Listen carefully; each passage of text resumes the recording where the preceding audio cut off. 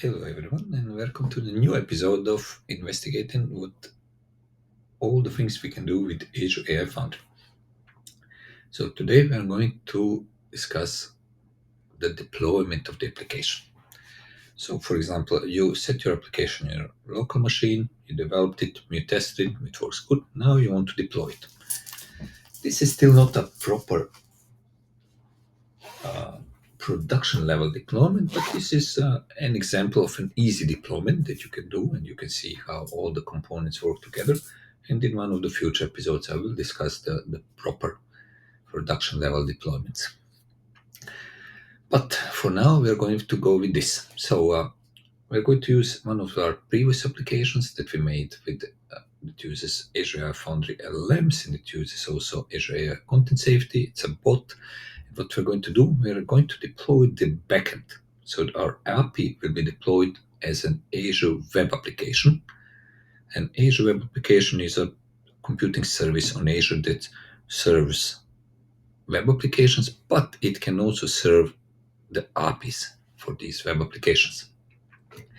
So this is what we're going to do, and we're going to deploy our application in a modern way containerized. So we are going to use Docker to containerize our application and to deploy it. Now, before actually being able to deploy application, we need to make a Docker file. So Docker file describes some things about the application. For example, what should be working there, how should the dependencies be installed, how should the application start running. So some of the major components of our application will be described in a Docker file. And when we have the Docker file, then we can deploy it. Now, we are going to deploy it in a component of Azure called Azure Container Registry. So the Azure contains a registry of containers, and then these containers can be used by other Azure AI services. So this is what we're going to do. So let's start. So we first will log in. Login, it takes me to another window where I will log in, and I will now come back, and now the login is done. So I will continue.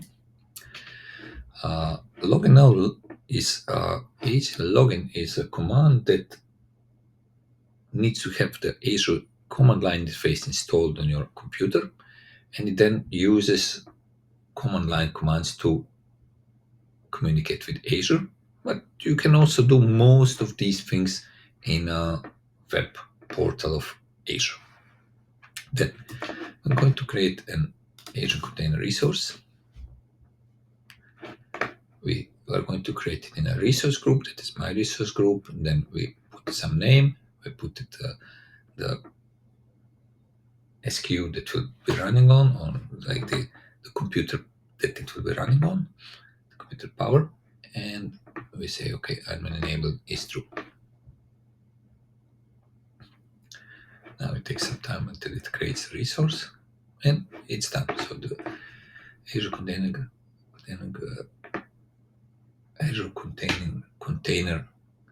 repository has been created. Now I'm going to log into the container registry, and then what we're going to do, we're going to use the build command. The build command will take our source code and build it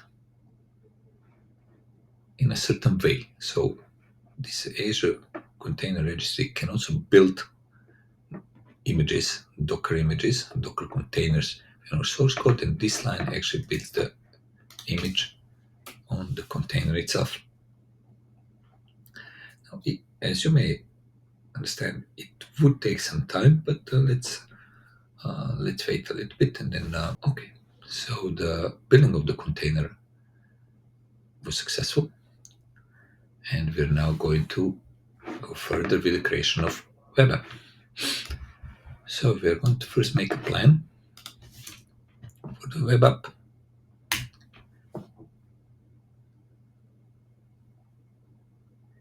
This is just a way that Azure WebApps needs to be created. So you first need to make a plan. The important thing to say in here is that if you want really to test your API, you should build it on an SKU that is not free, because the free SKU has very severe limitations of what it can do. Then we're going to make the web application. Okay, now Azure web application is created. Let's now connect it properly with our container. Okay, so next thing what we need to do is we need now to set the environment variables. If you remember, the environment variables were in the .env file, but you should never share your secrets like this through .env file. You should never put them on a repository. So this is one way to do it. So I will do it. I have now this prepared. I will copy and paste it and run it, and then I will come back to the next step. Okay, now we're back. We set up the environment variables, and now we are going to restart the application to use these variables. Okay, now we just need to wait, because it takes some time until the application is restarted, the container is now pulled, and all the things are settled. And we are going to test it. We have made an additional API to check the health, and this API checks when the application is running, and if the application is running, it will just return OK as a status. So now we just need to wait, and then when this method returns, we'll know that our application is running. Okay, so the application is now running. So let's see how it works. So now this was our server. Let's make sure that our server, we see our server is still pointing to our local host, to our local application. So let's go and use the name of our actual application, and this is this name. So instead of localhost. Yes, so now our server, it's now updated, or our now frontend will connect to the correct server. So let's now go and see how it works in the frontend. So now this is our frontend. It should behave just exactly like it was behaving in the previous version. So hello.